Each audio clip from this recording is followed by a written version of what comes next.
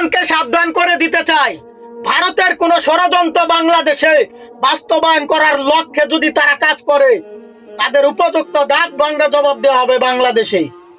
তারা ভারতের হস্তক্ষেপ কামনা করে বাংলাদেশের ব্যাপারে। চিন্তা করেন, আমরা মুসলমানরা তাদের বুক বড় ভালোবাসা দিয়ে আগলে রেখেছি। 5% হিন্দু না তোমরা বাংলাদেশে। যদি মুসলমানরা তোমাদেরকে বুক ভরা ভালোবাসা না দিয়ে আগলে রাখতো, তোমরা বিরক্ত হয়ে বাংলাদেশ ছাড়তে।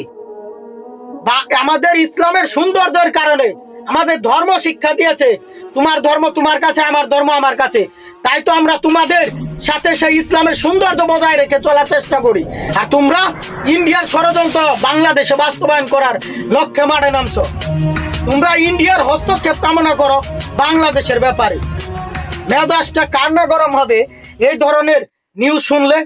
তাই সবাই সাবধান হন, ইসকনকে বাংলাদেশ হতে নিষিদ্ধ করতে হবে।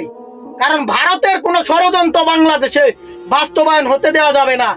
আওয়ামী লীগ তাদের সাথে জড়িত আছে, তাদের 6 নেতাকে গ্রেফতার করা হয়েছে, এদেরকেও বাংলাদেশ থেকে নিষিদ্ধ করা হোক।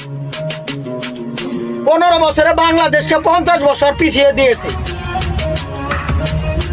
আবার এখনো ষড়যন্ত্র চালাইতেছে কিভাবে দেশকে অস্থির রেখে দেশকে আরো 20 বছর পিছিয়ে ফেলানো যায়। যেখানে আমরা প্রবাসীরা ছাত্রদের পাশে ছিলাম, সারা দেশের জনগণ এই স্বৈরাচারকে হঠাতে একযোগে কাজ করেছে। তারা এখন ছোট ছোট গ্রুপ করে বাংলাদেশকে অস্থির করার চিন্তা ভাবনা করছে ভারতের সহযোগিতায়। ভারতকে বাংলাদেশের একটা চুল ছিঁড়তে পারবে? অযথা এগুলা করে বাংলাদেশের সময়টাকে নষ্ট করছে। তাই সবাই প্রস্তুত থাকেন, ভারতের কোনো স্বার্থ এই বাংলাদেশে আওয়ামী লীগ যেন হাসিল না করে দিতে পারে, তার জন্য আমাদের সব সময় প্রস্তুত থাকতে হবে। আওয়ামী লীগ এবং ইসকনকে এই সাবধানতা